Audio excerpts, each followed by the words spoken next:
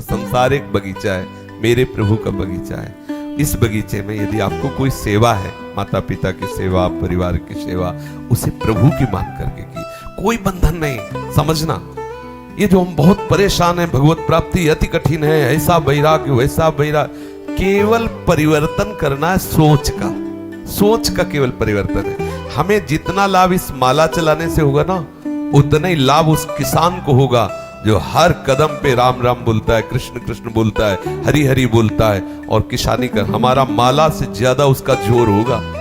एक वाराणसी, बैठ जाओ बच्चा, एक वाराणसी में विद्वानों की नगरी है। तो गांव का किसान मेहनत करके अपने बेटे को विद्वान और बड़ा तपस्वी एक योगी बने, इसलिए बचपन से पैसा भेजता रहा, उसको व्याकरण पढ़ाता रहा सब। और बेचारा किसान था और बहुत भक्त था, प्रतिपल नाम जप करता। अब बहुत वर्षों बाद उसका जब पुत्र आया, उसने अपने घर में देखा तो देहात का सब, तो हे भावना हुआ कि मेरे माता पिता क्या मतलब ऐसा। तो माँ ने कहा, पिता तो यमुना पार खेत में, वो मड़नी देहात में कहते, गेहूं की जो फसल परिपक्व हो जाती है उसमें जो दाने निकाले जाते हैं, तो पहले बैल से निकाले जाते थे, ऐसे फैला दिए गए, ऊपर बैल चला दे, वो कई दिनों में 15-20 दिन में फिर कहीं वो भूस और गेहूं अलग अलग हो। अब तो 1 घंटे में वो थ्रेशर में पहले सब नहीं था, तो उसे देहात में मड़नी कहते थे। बैलों के द्वारा उसे कचरा के फिर अन्न निकाला जाता। तो उन्होंने कहा कि फिर पिताजी को सूचना कर दो कि मैं आया हूं। उनका बच्चा, सूचना करने के लिए तो हमें दूसरी तरफ से जाना पड़ेगा, और सीधे तो सामने ही है, और उनको तैरना आता, मुझे तो तैरना आता नहीं। तो या तो तुम बोले, नहीं मैं क्यों जाऊं, आप चली जाओ, लेकिन मैं योग सिद्धि जानता हूं। और उन्होंने मंत्र पढ़ करके राख दिया कि आप डालना, आपको मार्ग मिल जाएगा। और ब्रह्मचर्य, तपस्या, व्याकरण सब पढ़ लिख के ऐसा किया। गई तो उन्होंने कहा कि पुत्र आया है, तो बड़े आनंदित हुए। तो कैसे आई, तो उनका उसने राख पढ़ के दी थी। अब जाऊं कैसे, तो भूस दे दिया, कहा राम राम राम राम, ले इसको डाल दे। तो जब आई तो भूस डाल के आई, तो वैसे ही हुआ। अब जब आई तो लड़के से कहा कि पिताजी आ रहे। पिताजी सब ऐसे रज लगी, सब भूस लगाओ तो करके आए। तो उसने प्रणाम नहीं किया, कहा नमस्कार, ऐसे दूर, मतलब आचार्य है तो नमस्कार। तो हंस दिए, उनके लिए तो बच्चा है ला, हंस दिए।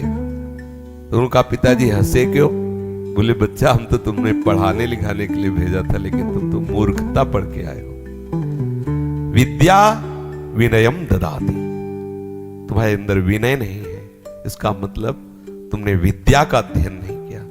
बोले कैसी बात, किसी भी शास्त्र से कुछ, बोले ये अहंकार है, विद्या नहीं।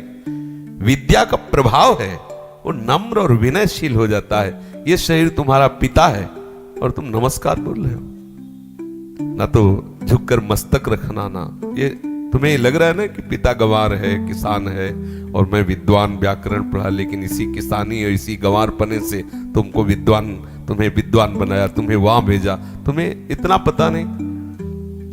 तो उन्होंने कहा माताजी से कि माताजी जाने के लिए तो हमने राख दी थी, आई कैसे, बोले पिताजी के भूस देने से।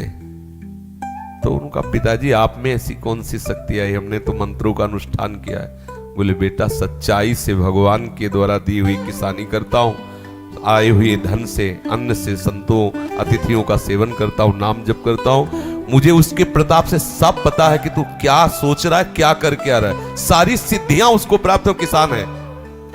श्री रैदास जी महाराज माला लेके कभी नहीं बैठते थे, वो अपने कार्य में रहते थे। उनके चरित्र को पढ़ लो, बड़े बड़े सिद्धों के भी दिमाग ठंडे कर दिए अपनी सेवा पद्धति से, अपनी सेवा।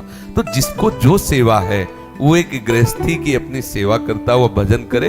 सच्ची मानना, भगवत प्राप्ति कोई दुर्लभ बात नहीं है, प्रभु हमारे हैं, वो मिलने के लिए तैयार हैं। बस आपको 2 बात समझनी, पहली बात मैं प्रभु का हूं, और दूसरी बात जो भी कर रहा हूं प्रभु के लिए कर रहा हूं। इतने से आपको भगवत प्राप्ति हो जाएगी। जो आप कर रहे हो, जहां हो, जैसे हो, हम मुझसे नहीं कह रहे, इतने से ही हो जाएगी। पर इतनी बात आने के लिए सत्संग की आवश्यकता है, साधु समागम की आवश्यकता है। तब आपका अंदर जो भाव है दृढ़। भगवत प्राप्ति कोई कठिन नहीं, पहले दिमाग से हटा दो कि भगवत प्राप्ति बहुत कठिन है। कठिन वो होती है जो हमारा ना हो। प्रभु हमारे हैं, प्रभु हमारे, मेरे हैं, मेरे और प्रभु के बीच में बिल्कुल अंतराय नहीं। सच्ची माने, जैसे तुम्हारा बेटा, तुम क्या अंतराय है? तुम्हारा रक्त, तुम्हारा शरीर का जो अपनापन पूरा, वो सब इसके ऊपर आ गया है। ऐसे प्रभु हमें प्यार करते हैं। हमारे अंदर भागवतिक शक्ति, क्योंकि हम प्रभु के अंश हैं, प्रभु के बच्चे हैं। अगर हम प्रभु से मिलना चाहे तो हमारे लिए कोई दुर्लभ नहीं। बस ये मिलन की चाह संत सदगुरुदेव की कृपा से बुद्धि शुद्ध होकर के